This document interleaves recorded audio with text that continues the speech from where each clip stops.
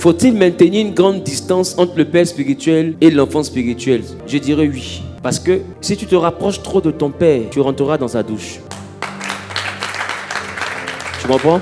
Même moi-même qui suis là, si tu rentres à la maison, que tu arrives dans mon intimité, tu me verras en train de plaisanter, tu me verras en train de rire, tu me verras en train de me fâcher, tu me verras en train de danser. Et à un moment donné, tu peux oublier le prédicateur que je suis. Tu peux commencer à t'habituer à l'homme que tu vois dans la maison, là, qui est de fond en culotte, t-shirt. Tu vas oublier la sacralité du ministère de celui-ci. Et le fait de devenir trop proche de lui fera que tu vas désacraliser la grâce. Et toi-même, ça va t'exposer. Parce que tu risques de poser des actions à un homme. Or, c'est un prophète que tu fais. Et à cause de son prophétique, tu seras frappé d'une malédiction. Et vous allez remarquer très bien, les enfants qui sont très proches des hommes de Dieu sont dans beaucoup de blocages. Peut-être que vous pensez que être trop proche d'un homme de Dieu, c'est un privilège. Non, être trop proche d'un homme de Dieu, c'est un privilège tant que tu continues à le voir comme un homme de Dieu. Si à un moment donné, tu commences à le voir comme un bon vieux père. Non, lui, c'est mon papa. Mais quand tu dis papa, là, ce n'est plus papa respect. C'est papa de, je peux l'appeler à l'heure que je veux. Je peux lui parler. Il peut même me parler, ça ne me fait pas peur. Ça veut dire qu'il me donne conseil, je ne peux pas oublier de respecter.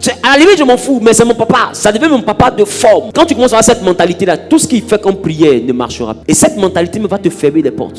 Parce qu'écoutez-moi bien, ce qui fait le ministère, c'est le mystère. S'il n'y a plus de mystère, il n'y a plus de ministère.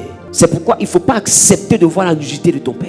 Il ne faut pas accepter d'être trop dans son quotidien. Marche avec lui, mais marche à reculons. Et c'est comme ça que les fils de Noé ont marché. Et c'est eux qui ont été bénis. Il y a un qui a marché de face, il regarde le père.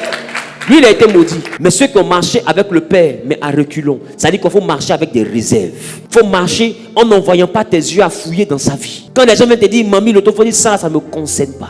Pourquoi? Parce que je ne suis pas là à cause de ce qu'il a fait. Écoute, Élie avait égorgé 850 prophètes de Baal et d'Astarté. En réalité, c'est un assassin. Les fils des prophètes sont venus dire, est-ce que tu sais que Dieu enlève ton père? Il dit, taisez-vous, je le sais. Avec tout ce qu'il a fait là, Élisée dit, je ne te quitte pas. Pourquoi? Parce qu'il ne regarde pas l'homme Élie, il regarde le prophète Élie. Et Élie lui a dit, si tu me vois monter, ce que tu demandes là va t'arriver. Parce que le problème c'est ça, c'est comment Élie monte. Élie monte dans un tourbillon. Or le tourbillon, il a pour but de soulever le sable, la poussière et tous les déchets. Donc Élie monte au milieu d'une pagaille, au milieu d'un désordre. Mais Élie dit à Élisée, si tu me vois monter, ce que tu demandes là va arriver. Et Élisée voit Élie en train de monter. Et qu'est-ce qu'il voit autour de lui? Un vent, du sable, de la poussière, peut-être des sachets. C'est le symbole de quoi? C'est le symbole de la saleté. Le symbole des combats, des injures. Il paraît que, on dit que, il n'est pas de Dieu, il est de Dieu. Il a commis telle erreur. C'est lui qui avait égorgé les prophètes de Baal là-bas. C'est lui qui avait fait ceci. Il n'est pas bien. Élie là, il n'est pas gentil. Tout ça là, c'était autour d'Élie. Mais la Bible, quand Élisée l'a regardé, il n'a pas vu les déchets. Il a vu son père.